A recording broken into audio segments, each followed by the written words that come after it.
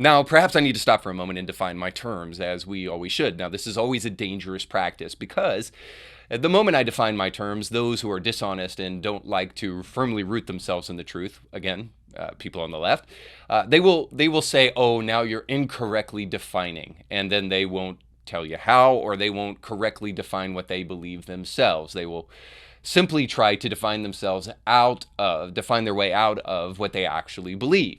And so, at the expense of dishonest people, what I will say is that when I say leftist ideology, what I and frankly others mean is we mean this. We mean an ideology that is rooted in postmodernism and neo-Marxism. We mean postmodernism in that it does not believe in objective truth, or at least what it believes is that there is no meta-narrative for life, no overarching narrative. There is only our personal experiences and our feelings and our tribe, and that's just about as much as we can make of the world. But there certainly isn't time-tested truths that we should apply to our life and consent to that are universally true for all of humanity.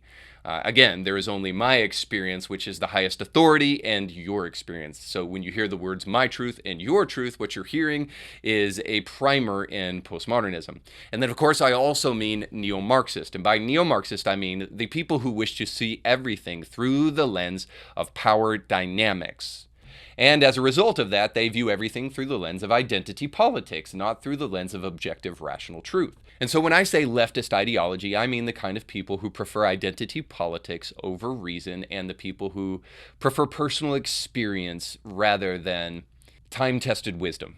So these are the kind of people that we saw very often in the 60s. And quite frankly, these people who existed in the hippie movement are now those who are educating and fueling the next generation in the academy.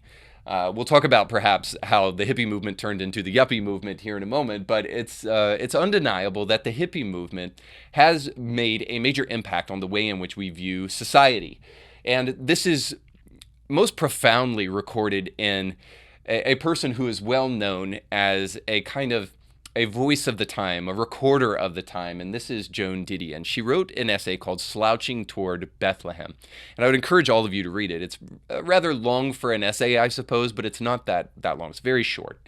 And in Slouching Toward Bethlehem, Joan Didion recounts essentially and comprises for her audience the zeitgeist, the time of the 60s and what caused its demise. And in Slouching Toward Bethlehem, you should know that it's the height of the sexual revolution. The second wave feminist movement is in its prime, and free love and drugs are the name of the game, the social philosophy of the age. Along comes Joan Didion, who paints the accurate picture of the repercussions of the ideology of the hippie movement. And the repercussions of that movement were this: rampant homelessness, drug abuse, overdoses, and death, not to mention child abuse and rape. In Slouching Toward Bethlehem, she writes of meeting a young couple who has a 5-year-old daughter. She sees the 5-year-old daughter and is curious at the way she's acting. The 5-year-old is licking her lips and smacking constantly, and she didn't think too much of it until she saw that the child had white lipstick on her lips. And she noticed then that the child was high on acid, and that acid had been rubbed all around her mouth, and that she was licking that acid feverishly in her drug-induced haze. It was a shocking picture of what is actually going on as a result of the ideas and the movement of the 60s. Joan Didion will then go on to talk about what actually ended the era of the 60s and ultimately would be the death of the hippie movement. And that happened with the Manson murders. The Manson murders were this moment where the surreal ideology of the hippie movement and all of the claims that it liked to try to make about free love and you do you and to thine own self be true and you don't have to obey any kind of moral code, you create what's right to you, man. That surrealism was shocked into reality at the moment this Manson cult murdered some pretty high-profile people. Now, it's sad that it took high-profile people dying for people to actually kind of wake up to the natural repercussions of the hippie movement. But it was a shocking moment in which we finally said, enough is enough, and we better change our ways.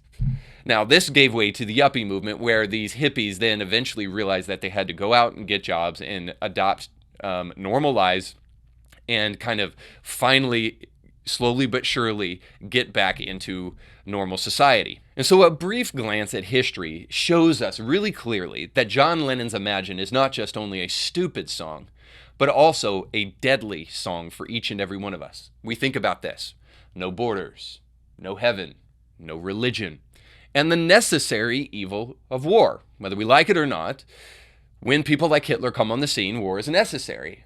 So as we can see, the ideas presented in John Lennon's Imagine were totally debunked by the repercussions of the hippie movement and the things that we saw at that point in time. They didn't last then, and there's a good reason, because they're totally morally, spiritually, and intellectually bankrupt. We're seeing this all over again in our present age as we try to recreate the past as though we'll get different results. We're seeing, as we move further and further away from the ideas of religion and our society becomes more and more secular, that we are less decent, we are less moral, and we are less rational. And our major cities in America are paying the price for it. So you just got done watching a small excerpt of a much larger episode. You can find the link to that full episode down below in the description of this video. So you definitely want to check that out, because if you like that clip, you'll like the much larger episode. And while you're at it, don't forget to like, share, and subscribe, and click that little bell to be notified when great new episodes of Engine Thinkers come your way. Thanks for watching.